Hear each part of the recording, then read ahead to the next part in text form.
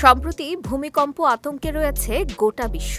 আর ভূমিকম্প এমনই এক দুর্যোগ যার পূর্বাভাস দেয়া সম্ভব নয়। তবে এই অসম্ভবকেই সম্ভব করতে পারে একটি ছোট্ট প্রাণী। পুকুরের ধারে বা বাগানে বাস করা সাধারণ কোনো ব্যাঙই নাকি ভয়াবহ এই দুর্যোগের আগাম বার্তাবাহক হতে পারে।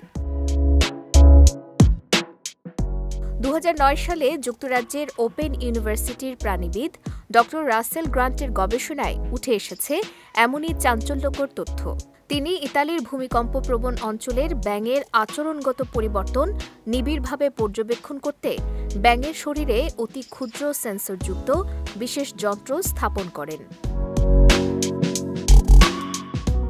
আর এই গবেষণা শুরুর মাত্র 29 দিনের মাথায় 6 এপ্রিল 2009 সালে ইতালির আব্রুৎসো অঞ্চলে 6.3 মাত্রার ভয়াবহ ভূমিকম্প আঘাত হানে। ড. রাসেল গ্রান্ট তখন পর্যবেক্ষণ করে দেখতে পান যে ভূমিকম্প হওয়ার 6 থেকে 7 দিন আগেই গবেষণাস্থল সান রুফিনো লেক এলাকার ব্যাঙগুলোর মধ্যে দেখা যায় অস্বাভাবিক আচরণ।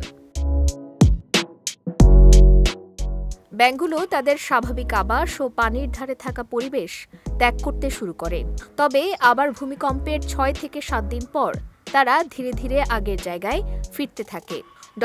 গ্রান্টের মতে স্বাভাবিক আবহাওয়ার পরিবর্তনে ব্যাঙ কখনো এই ধরনের আচরণ করে না।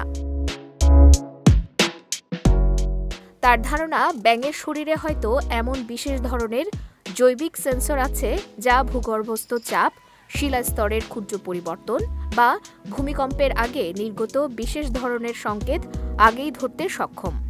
এছাড়া বিভিন্ন গবেষণার মাধ্যমে বিজ্ঞানীরা জানান, ভূমিকম্পের আগে ছোট ছোট কম্পন বা তরঙ্গ পশু পাখিরা মানুষের চেয়ে দ্রুত অনুভব করতে সক্ষম।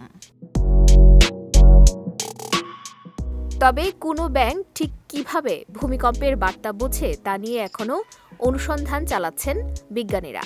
তাদের প্রত্যাশা, এই প্রাণীর অদ্ভুত ক্ষমতা ভবিষ্যতের ভূমিকম্প পূর্বাভাস প্রযুক্তিতে গুরুত্বপূর্ণ ভূমিকা রাখতে পারে।